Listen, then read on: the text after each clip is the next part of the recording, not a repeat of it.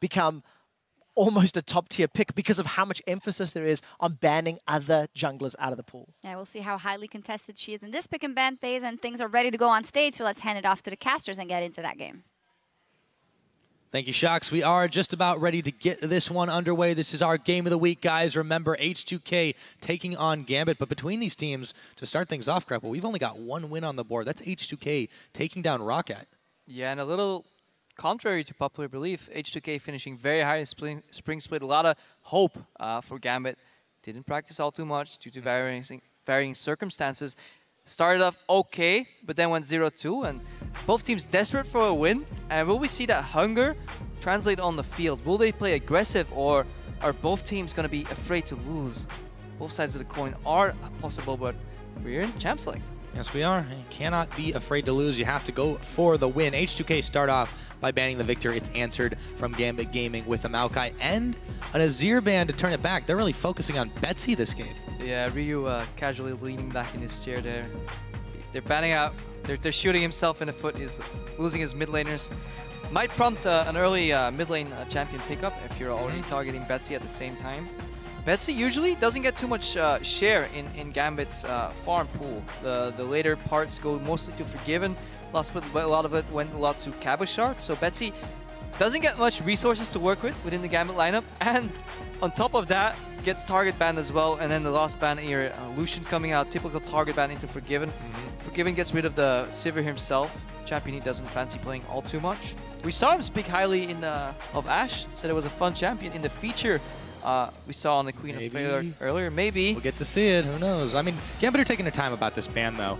This last one that they've got. But go back to Betsy for a minute. I think he's going to be in a little bit of trouble because not only are the two champions he's played already banned out, yes, he also has a very, very low kill share on his team. He doesn't really get involved as much as some of the other ones. He's actually ranked 8th among mid laners for as much damage he does as a part of his team. I mean, part of that you have to attribute to Forgiven being on the squad, but still. Ryze is now banned away. They just don't want to deal with it. Vice versa, Odoamne is actually the top laner who does the most damage. Now, what is H2k gonna do?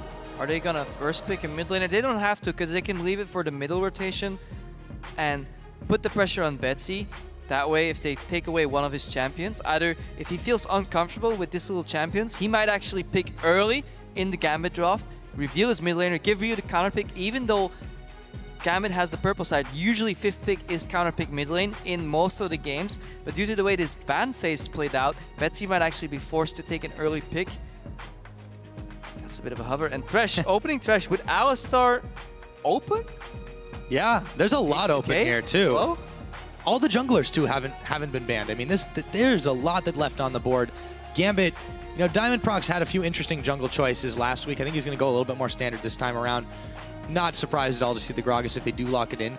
And Caitlyn, we may or may not see that. That was what Forgiven would default back to when his favorite champions were banned away or taken. But they don't have to pick this first. Yeah, I want to reiterate on that part where Lucian ban, you used to ban Lucian and Graves, but Graves has fallen so far out of the metagame that he's basically banned without even entering Champ Select, and then Lucian rid of it. And as you said, he used to resort to Caitlyn a lot. He's not afraid to pick it early because he played into anything with a similar style. Gragas, slight nerf on him, but still there.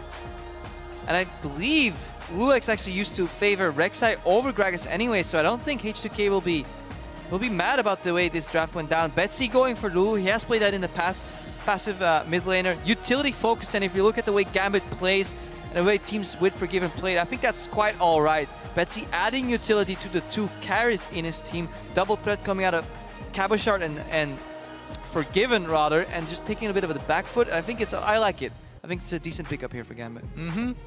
But as we said, he reveals early, unless it's a top lane Lulu, he already reveals his pick, even though he's on purple side. Yeah, a little curious there. We'll have to see what H2k end up answering with for themselves. I mean, now they can still go for that. Let's pick first blind on the mid lane because we've narrowed the pool so hard. Is that what they do? Not sure yet. Lulex has favored the Rek'Sai a little bit. If they take that and Kalista, they do. I like it. Pedal to the metal. Telling Forgiven, hey, if you want to lane 2v2, we'll take you. Kalista Thresh coming out of H2k. Thresh makes up for a lot of the weaknesses in Kalista. If she gets targeted or locked down, the Lantern comes out to save you, and you can even put the Lantern down first, then use Fate's Call, the tether will not break, throw Thresh backwards, and then you can immediately click the Lantern and chase your own ultimate. A little bit of a neat trick there on the Kalista Thresh lane. And Forgiven, is he gonna... He's gonna take the fight. Caitlyn does outrange Kalista pretty hard, but the Ashe coming in, just like he said in the feature. Yep. Seems he was telling the truth there, Crepo. He does like the Ashe. They'll also go ahead and lock in a Fizz for Betsy. Arguable flex. Fizz top works, Lulu That's top true. works, Fizz mid works. We've even seen a jungle, but there's a Gragas, so forget it. Yeah, who knows? Teams might be switching it all up. I expect the Fizz to be top, and I expect the Lulu to be mid. But expectations have proven to be wrong before. Time for H2k to give their final answer. Get the 4th and 5th pick in there. Rio will have to reveal his cards. Find something that could potentially work against both Fizz and Lulu. Still has the potential to counter pick or make a guess. Yeah. Playing. Well, you know, look who fell to the ban phase too, and has fallen all the way to this rotation. I mean, LeBlanc, kind of something that we just took for granted was going to be banned coming into this week. Yep. Not the case this game. Would not be surprised to see Rio pick that one up. Rumble, also a very strong top pick. H2k can just go very basic, very general choices and be completely fine, trusting their mechanics and their teamwork. Great point there, Pyra, actually, because LeBlanc totally forgot about it. Should have seen it coming in the draft since Victor's out, Azir's out. If Cassiopeia isn't prioritized too much due to the immobility, then LeBlanc's up, and then Lulu is a good pick into LeBlanc. We saw a lot of teams ban out Lulu, aiming for LeBlanc first pick, prompting the other teams to then counter ban LeBlanc in return, and that's why we saw such a high ban rate on her. And so far, good draft from Gambit. Even though H2k targeted mid lanes, they gave Betsy a pick that he can deal, or in theory deal with a LeBlanc in the mid lane. Oh! Okay, so this changes things up a little bit. We already saw Diamond Prox on a Volibear, and that means... I lied. Wait a minute. So I've got the puzzle figured out. Go ahead, go. It's a lose. I'm not touching Da Vinci Code. Yeah, back to the old days. Or Gragas support. Okay, my puzzle was wrong. My puzzle was wrong. I was gonna say that Lulu went to support. Well, in LCS, it takes until 20 seconds on the timer, and then we'll fill in the puzzle.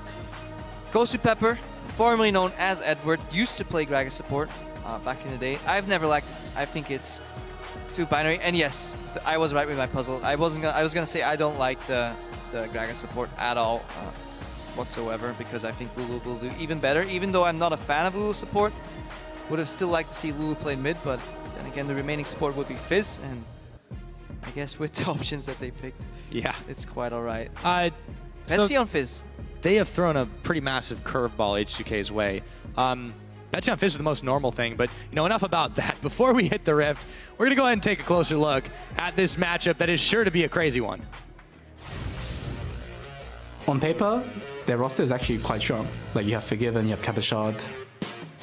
After first week, my goals didn't change at all. I just want to be the best.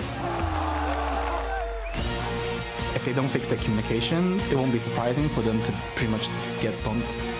We had this little to no practice at all. We'll see. Time will tell. 다음에 갬빗을 만나면 저희가 실수하지 않는 한 그냥 이길 것 같아요.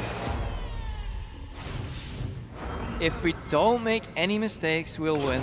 Well, if there's ever a way to win a game, it's by not making too many mistakes. But Ryu, do not overanalyze that quote. He is confident. Clearly. And you'll need it to play into this Gambit squad that will be doing something very different this time around. We haven't seen Gragas in the top lane. Quite a while. I feel like Gambit was well on their way with a fantastic draft, or a decent draft, but then kind of decided not to. You know, Cabashard actually did play Gragas top at least once in the spring split, but he played it. Don't believe they won him.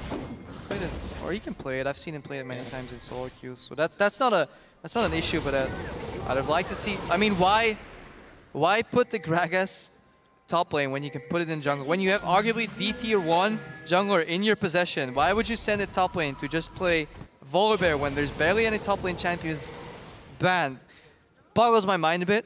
Why put Betsy, one of the players that has stylistically a utility-based role within the Gambit lineup, doesn't get too many resources, doesn't get too much help, on a hard carry, scaling carry like Fizz, and then move to Lulu support, which is okay for Peel. Yes, it's double poke on that bot lane, but gets all in really easily. And I think H2k is not sure whether they should expect a swap on the bot lane. or whether Forgiven's going to take the matchup anyways. Forgiven, extremely confident player, will play any matchup almost. Rarely see him initiate a lane swap. Aggressive invade from H2k, so they'll just take the swap and start at the enemy side of the map. Absolutely. So, Gambit stacking fairly decent down on the bottom, but Diamond Prox in the enemy jungle while the rest of H2k are in his jungle. Some interesting things to note while we start this game off. Take a look down on the bot side, or what will be the bot side. Ghost2Pepper, it's not that we haven't seen as much recently. That Ancient Coin, it did receive some buffs on this patch. Gives a little bit more gold. Nice and lucky. We'll see if that helps out Ghost2Pepper this time around, but back to the game. You and Betsy. In the lane swap though, he'll have to stay in lane if he wants that passive gold from the coin. Betsy aggressive here with a little hopsky doodle. You're not too phased. There's a door in the ring there. Betsy sitting on a flask, so generally in flask matchups you want to stay 1v1 for the longest time, because then you can slowly sustain and out-sustain your opponent. You have less damage but more regeneration. In the lane swap that tends to happen a lot more, barring some support roams. Looking at the lanes, bot lane definitely did not freeze as the camp was done by Ashe and Blue. I think top lane did a camp as well. Yeah, those golems are gone, so no freeze either. So both lanes going on in a predictable pattern. And Gambit reacting to that with sending 3 people to the top lane. They might be expecting the what become quite standard 4-man top lane push. And they leave Forgiven on his own, getting all the farm, uncontested. Soaking XP as well, because Sing now is looking to roam down. Betsy is at half his health, so Kabashar, Ghost2Pepper, Diamond Prox, they've all arrived up in the top. But Yarnan isn't too worried about this. He's going to have to give up his dreams of pushing the wave at the moment, or pushing into the tower at the moment. Or maybe not. He's totally fine. There's a couple of spears. Yeah. They're soaking up this XP, so they're stopping the 4v0. It's good for Gambit to pick up a lot of XP. In return, though, Oduwamna recognizes this. He can base and look. Forgiven, he doesn't care.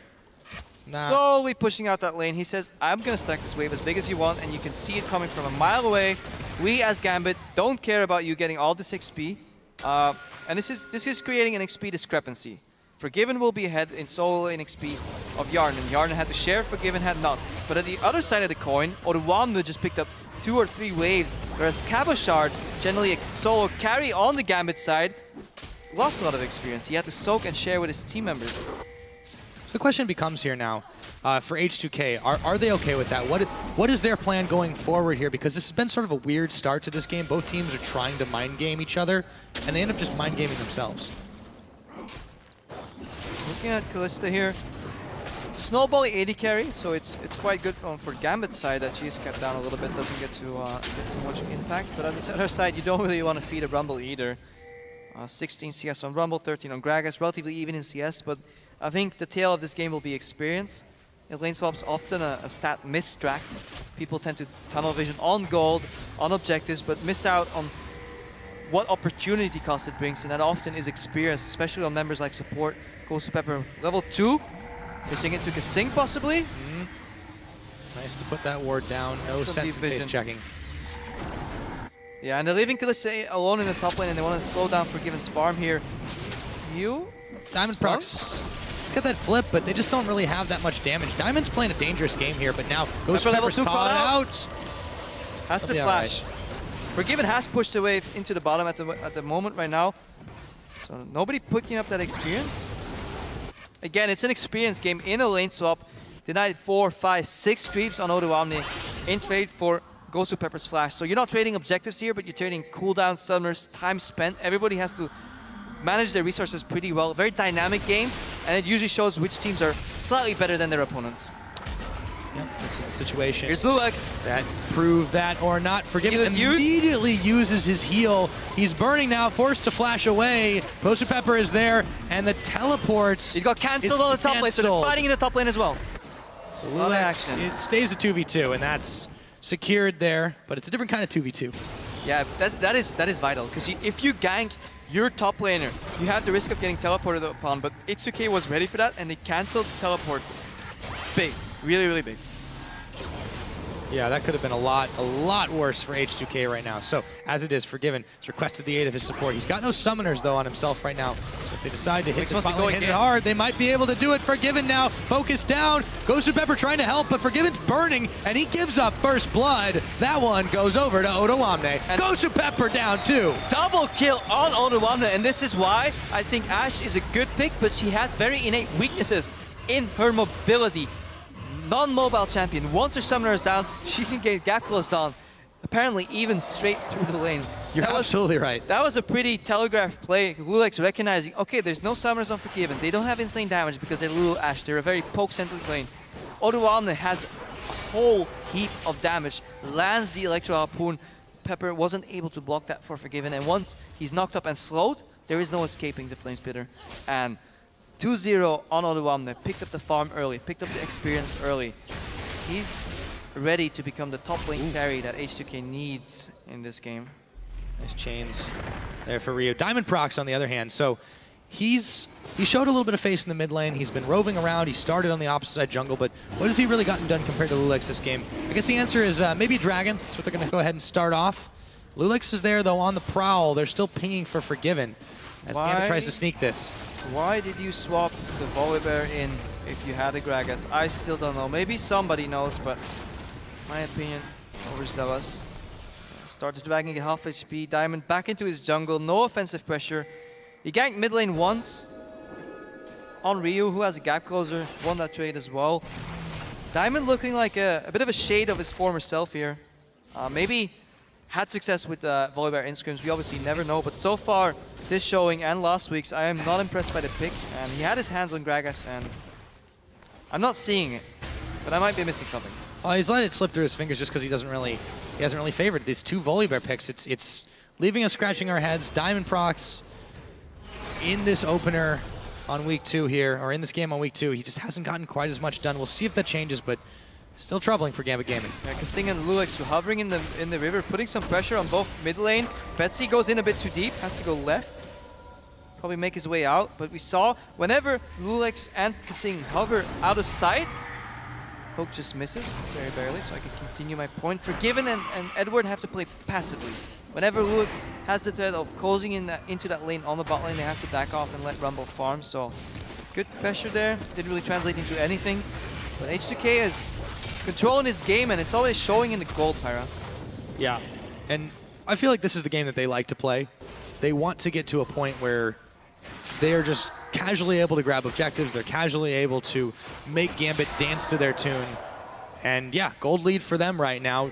Getting close to about 2,000 ahead. It's really only off the back of those 2 kills and farm advantages, working out quite well as Ryu dodges away from the Chum the Waters, dodges right back in. Betsy gonna take the fight right to him, but he's locked up by the chains. Ignite burning Ryu's health bar away, and his passive goes as he flashes immediately.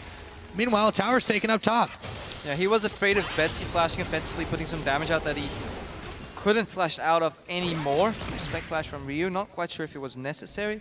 Odoamne barely keeping that tower alive. Gambit looking for the cross-map dragon. H2k pushing onwards, hoping that Cabochard waves clear is not enough. He likely will have to use his ultimate on the top lane, I guess, to clear that, but that's fine because he's not needed in the bot lane. Yeah, double barrel clear. Stopping that push. Dragon for Gambit.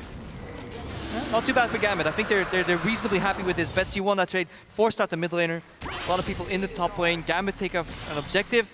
They're ready to swing that gold even closer. Yes, it's a 2.8k lead, but tower on the bot lane is at about 10 or 15%. Look at that tower, very low. Lulex, though, wants to punish potential greed that's coming. But you're going to be able to see it, but they know Odoamne is there. Forgiven will be on his guard. He's got the BF sword now.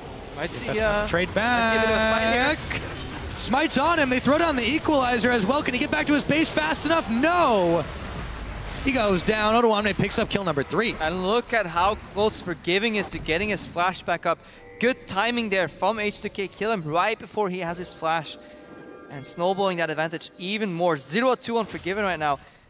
Not on a mobile champion, not on that Lucian, not on that Graves, and he values those gap closers so highly because he does so well with them. He can use them offensively, defensively, add more variables to his play, but he's very stagnant, very predictable in his Ashe play, and H2k is capitalizing on the glaring weakness that's in that Ashe. That is the fact that she's immobile. She has to spot the ganks with her double hawk shots, which is global, as Kobe likes to track the jungler in his camps, but Gambit didn't do that, didn't find Lulex, found an opening. Found 3 openings so far. 1 flash burn, 1 return gank, and now another gank just right here. Yep, so Betsy takes a little bit of damage there from Ryu. Otoamne doing quite well. Chases Betsy away off that pink ward. Really wants to keep that one alive. Gambit needs that bottom lane tower to get some gold. 13.7k against 17.7k.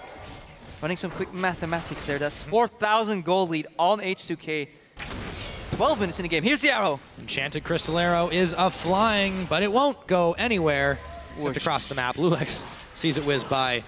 H2k still unperturbed by this. They're going to keep on pushing in the mid. And that's what you want to see if you're H2k right now. If Gambit has to resort to desperation arrows, that means that the pressure is putting Gambit in an uncomfortable position. They don't have the wave clear here. Lulu mid lane could have cleared that.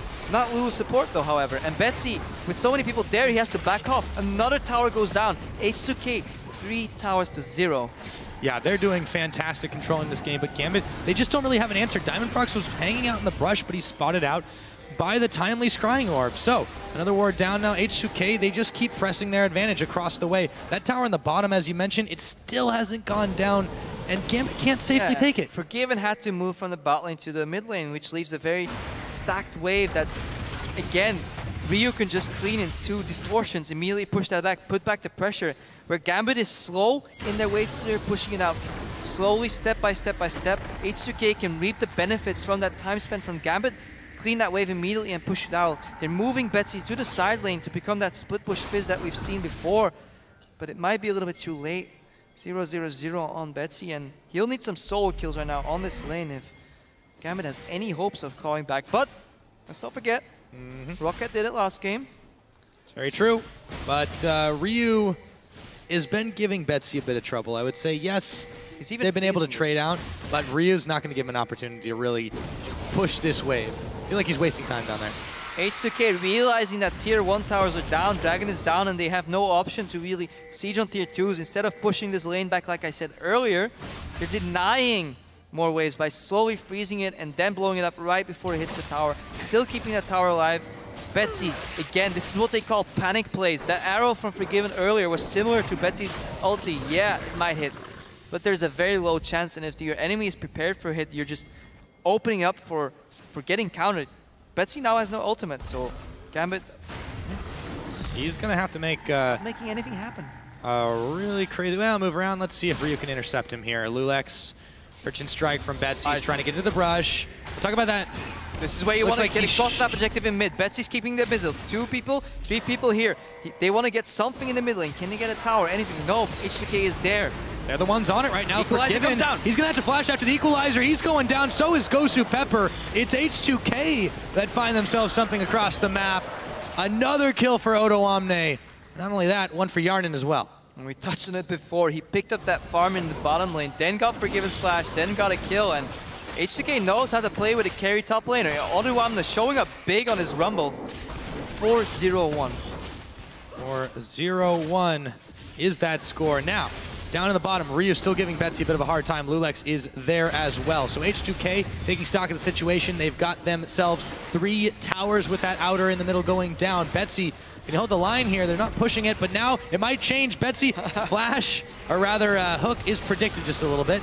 And Chum the Waters onto Lulex. Betsy's looking to finish a kill off here if he can. Wild Gross on him. Kasing. In comes the barrel as Cabochard picks up a kill. Diamondprox meanwhile in the brush duking it out with Yarnan. Betsy will find Ryu, and Gambit have gotten back into this one with a double kill now onto Cabochard. That went about as wrong as it could for H2k, and I think a little bit overzealous by Kasing, wanting to show that he could predict Betsy's dodge pattern. Flashed in aggressively on that tower. Not quite sure why, but Gambit did a really good job capitalizing on that play. Barrel was good as well, and just 3 kills here, and they just got a little bit more breathing room, but even after getting 3 kills against 0, they're still 4,000 gold behind. But this is actually exactly rather what they want to look for. They want H2k to put their hand a little bit too deep in the cookie jar and then close it. Yeah, instead it was H2k's fingers. They got closed on in that cookie jar. Here comes Dragon. It's respawned here. Gambit, though, are waiting for Lulex. Diamond Prox chasing him down. Yeah, Doesn't quite clear the Rek'Sai down below. Rek'Sai is like a T-Rex. If you don't move, she might not see you. Take one step, you're spotted out. The Dragon, however, has not been started up just yet. Too many H2k members here. There's a teleport available for Odoamne, even though he's off up in the top lane. That's an advantage over on Cabochard. He can't afford, well, he can't really get involved if he goes up top. And if there's one champion you do not want to start a Dragon contest or fight against, it is a 4-0 level 11 Rumble with a very Magic Pen focused build. He has the Soak Shoes, he has the Abyssal Scepter finished just now as well. He has so much magic resistance reduction and penetration, rather, and he will blow up carries. I don't think anybody on Gambit side has even enough magic resistance to come out positive. No, and that's a real problem here for Gambit right about now. So they're going to just back off, play it safe, give the Dragon over to H2k. That's only their first, so they do get that stat boost available to them to match Gambit's and hopefully make a little bit more use of it. Odoamne, though, he's having a field day on this Rumble. 4-0. It's just a crazy score to start out, but this is the guy. I mean, Odoamne has the largest share of damage for a top laner on any team in the European LCS, and now we know why. Yeah, I'm just quickly double checking. I think Odoamne is dealing true damage to every member on Gambit right now on Magic, and look at that Flame Spitter. Yep, throws down the equalizer's not going to connect, but Ryu says that's just fine. I'll clean it up. Grabs himself his first kill, and Diamond Prox is knocked away from it all. When a Rumble at this point in the game is dealing true damage to you, you don't want to fight, but Gambit's only way back into this game is somehow getting a pick, getting somehow a fight, because all the pressure is on H2k's side right now. Gambit will look to try and reverse that, but all starts with maybe getting a pick. Diamond Prox just can't catch the Rek'Sai. Well, she just tunnels out every time. Gambit still trying to catch this tier 2. Arrow prompted and ready, but if it connects at any distance greater than a screen, it gives H2k enough time to poise and get ready for the fight that they're inevitably going to win anyways. If it connects any slower, the stun is not going to be that high, so a bit of a catch-22 here for Forgiven. Really hard to use that arrow. In the worst case, Kasing can even take it and get Fate called out and just survive it that way. H2k looking to roam between the lanes. They don't want to give an even fight against Gambit. Just uneven numbers, make a pick in the rotation. Let's take stock where the game's at, though, because we're approaching the 20-minute mark in about a minute and 15. Then Baron will become available, but H2k, they still got this solid lead. Kasing still trying to scare him out with the Lantern toss out. Looking at the 280 carries, because this was, we did see the lane swap from H2k, but I don't think it was for fear of Ashe this time around. Forgiven, 0-3-1, he's not really been extremely effective on this Ashe. He's been able to wave clear, and that's about it, to be honest. I'm not quite sure what prompted it. Could have been a predictive lane swap as well. Ashe Lulu is a very poke-heavy lane, but Hjarnan and Kasing are not afraid to 2v2. They came out with some bold statements as well, thinking they were amongst, if not the best bot lane in the scene right now. Haven't really had the opportunity to show that too much. Forgiven obviously wasn't afraid to play that 2v2 because he went down bottom with Gosu Pepper, but lanes didn't happen. H2k macro, a very strong macro level team, has a really good 10 to 20 minute spike into the game with a lot of objectives. Not quite this game because they took all their objectives before 10 minutes. Yeah, and Gambit on the other side, I feel like is a team that's still struggling to kind of find its new identity with Forgiven. You can't afford to make these mistakes and give up these objectives to a team like H2k, because even if they, arguably underperformed, they definitely underperformed last week, they will not so easily give those kinds of things up. And Gambit is finding that out the hard way. Yeah, I'm still so curious why Gambit decided to change up their draft. They had the makings of a good draft. They had the Lulu into the LeBlanc matchup in the mid lane, decided to switch it to support. They had the Gragas jungle, decided to switch it to top. They didn't have the Volibear, which I would have liked to see kept that way. Picked it up anyways, went for the mid, and it's not working. No, it's certainly not. 0-1, he's really not been involved in much. Equalizer thrown down, and Gosu Pepper forces the flash away from him. Fate's call, Kasing. The slingshot doesn't connect on the hook. In comes the arrow. It's going to ping Lulex in the back of the head, but can't really get there in time to do anything. Another tunnel from the Rek'Sai and a Prey Seeker parting shot will mean that Gambit gets nothing off of it. Yeah, Gambit playing so passive that H2k has a hard time finding an opening. Getting a little bored. He's going to burn his flash to get away from the Chum the Waters, and then comes up again with a Mimic Distort. Gambit's doing what they can here, honestly.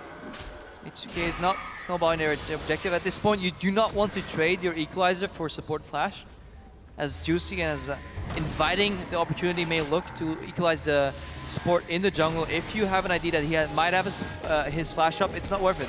Because it costs you the tempo. You can use that Equalizer to set up for a potential dive, because you have enough damage to pull it off. Put on his back.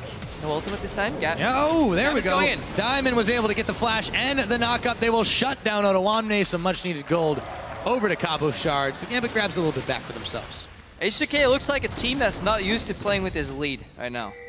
They're a little flustered. They want to snowball it, but they don't really know how. Ottawamne is in the enemy jungle alone, getting picked off. Not respecting any wards. You could call it bold. I think it's overzealous. 4v5 right now. Looking for hooks. Ryu's looking for a flank. And this is not the calculated H2k that we've seen before. A little bold. A little bit, indeed. Maybe a little bit panicked as well, as Gambit are forced to back away. Now in comes Ryu. The teleport is up. Yep, looks like he might have missed that combo, but Lulex won't. There we go. They managed to get that one, but Big Earth comes out to make Lulex turn back. Diamond Procs now healed up, but he's going down to Yarn, and they've caught Cabochard on the line. The Fat Man makes a big target as Ottawamne is picked off. We've got another double kill coming in for Yarn, and Betsy will take down Ottawamne, and that's a triple kill. Betsy and Gosu Pepper limp away. Yeah, Kalista was nerfed a while ago in her defensive hops, but Yarn doesn't need them. He keeps hopping forward, and they're still exactly the same. Gets up a triple kill right there. Ottawamne, again, a little audacious flash, flashing in tower range, getting turned immediately anti-seed, but it was enough to buy time for Yarn to get going. Blade of the Ruin King and Renon's Hurricane finished already. Whole heap of damage. Whole heap of damage, yes, indeed. Let's watch that again, take a little look at slower. So things to watch out for this fight is Lulex double knockup that's about to come in here. Rio misses chains, but it's zoning chains. Either they hit or people are forced to walk into Lulex. Double knockup, good. I want to keep my eyes on the Yarn here rather, see what he does. Closing to Sing. Good play on Diamond Procs coming in right about now. Finishes that up, gets to reset. Ottawamne is buying time. Gets his seed by the arrow. The Sing finishes off the passive on Kalista. Even if your support gets the kill, you can still get the credit on Kalista if she has the W passive. Meanwhile, Dragon goes down for Gambit in return. Just want to stress on that point one more time. If you have a support that's always stealing your kills, try play some Kalista. She applies that passive, and then the support supplies the other half, so to say, romantically speaking. Then the 12% maximum HP damage comes in, and the kill credit goes to Kalista. That's what happened right there. Triple kill for... Big matchup. Yeah, perfect matchup. Really good synergy in that matchup. Have liked Yarn and Kasing's performance this game in particular. And, you know, again, H2k, as we said, not without the mistakes. They maybe are changing it up a little bit on the fly. It was talked about. I mean, you know, Trevor said on PTL they need to think outside the box a little bit. They need to vary up a little bit. But right now, they're doing a lot of things right. Gambit can't really react to too much, but they are pinging on the Baron. It's not going down fast enough. Gambit Gaming should be able to scare him away here, and they do. Ryu's a bit out of mana. Close it on Cabochard. He's mobile. They're going to throw in Kasing. I heard the Fate's call. Yep, there it is. They're throwing him in. They have found him. Explosive cast, but the hook will pull him. The box will keep him. And Yarnin should be able to take him down. Yep, that's kill number 5. Yeah, definitely heard that Fate's call come out. I think Gambit too, but it was too late to back up there in the mid lane. Arrow coming in. And flying off into the distance. Yeah, pretty much. 0-4 and 3 Unforgiven. Not quite has the hit rate on the arrows that he would like, so tough game for him. And he is one of the prime carries on the Gambit lineup. Rio going for Fog. Oh my god. Lizer is one way to put it. Goodbye, Gosu Pepper. Baron is the next target in H2K's sights, but is this a little bit too bold? Forgiven, Betsy and Diamond Procs are still here. The bear is caught. They peel off the Baron. The bear's going down. Earth comes up, but Ottawamne is still kicking, and H2K are right back on it here. Can Betsy and Forgiven stop this Baron? No, they're not even going to try. Just watching from the sidelines as Ottawamne nearly gets taken down, stays alive, and they back with the prize. And we've said this before, but we haven't stressed it. This game, Kalista is an incredibly potent pick when it comes to securing objectives. Even if your smite is down, the rend stacks are enough.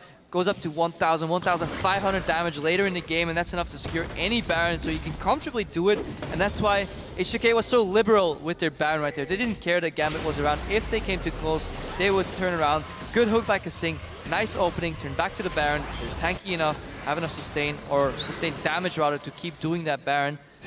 And yeah, putting some nails ready to get them in the coffin. Not quite yet, 8,000 gold. Service having a little fun tracking Rek'Sai. So now H2k, what do they do with this Baron buff? They look to maybe pick off Diamond procs. Ryu goes forward. Kasing still there, holding onto his hook. The flip up. Diamond knows his days are numbered.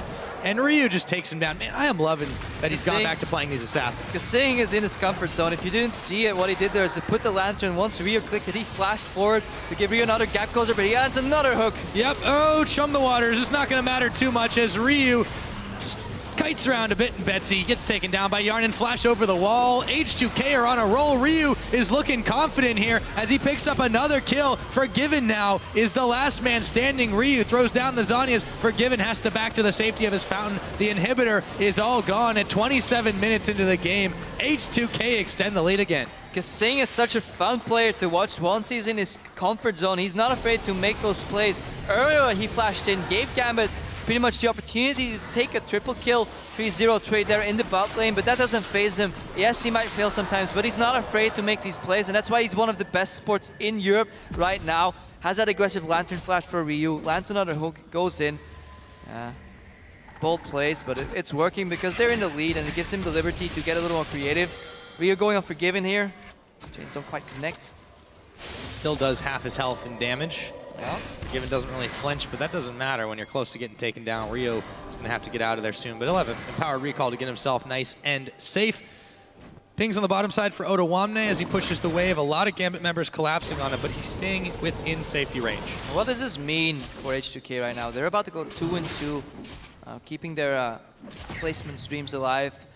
If they win this game, let's assume they do. 2-2, fantastic score, but Gambit 0-3 right now. And that's gonna get tricky. Yeah, that 2-1 rather. Almost. Yeah, they were 1-1 first week. My math is bad. One thing I've learned is never do math on a cast. Never do math in a cast, because if it's right, people won't mind. But if it's wrong, you'll never live it down. H2k continue to push in the top side. Not much Gambit can do about this as Ryu zones Diamond procs and Forgiven away. Looks like they might be setting up for the coup de grace. Gambit Gaming on the defensive yet again. Dragon's a minute away. H2k have options. So yeah, Cabashard has his explosive cast to stop that teleport from Otawamne, but looks like he's not teleporting to the team. The team is moving in for him. It's lost tier 3 tower. This is why you usually don't defend him. Yeah, he's going to burn his flash. Body slam into Otawamne. Lulek's taking the tower. There's the explosive cast, but it won't matter. Cabashard is knocked up. Cabashard is taken down. And H2k, where they can't succeed on the top, they move down bottom, and nothing Gambit can do can stop them. And Gambit is getting stuck in these positions where no amount of outplay is possible. Once that fight starts, there's a 0.1 chance for Cabashard to survive that, and it would require monumental screw-ups on H2k's side, and that speaks to H2k being so good as a macro side. They're laying down the equalizer, bit of a zoning equalizer. They could take the tower, but they want the kills. They're bloodthirsty. Yes, they are, so they will first get that one turret. Diamond procs has to head back to base, but they've not got much time left in this game. Gambit, here comes the Crystal Arrow. It hits Yarnin. He should be able to kite back if he wants to. Ryu, though, is in the middle. He pops his clone, or he gets his clone popped, I should say, as Lulex gets a massive knock-up and a triple kill again, going over to Yarnin. That is going to be yet a quadra kill. The Nexus turrets melting after all of that. The pressure was just too much, and H2k are knocking on the door. 30 minutes into the game, they have managed to take down Gambit Gaming and open their split at 2-1.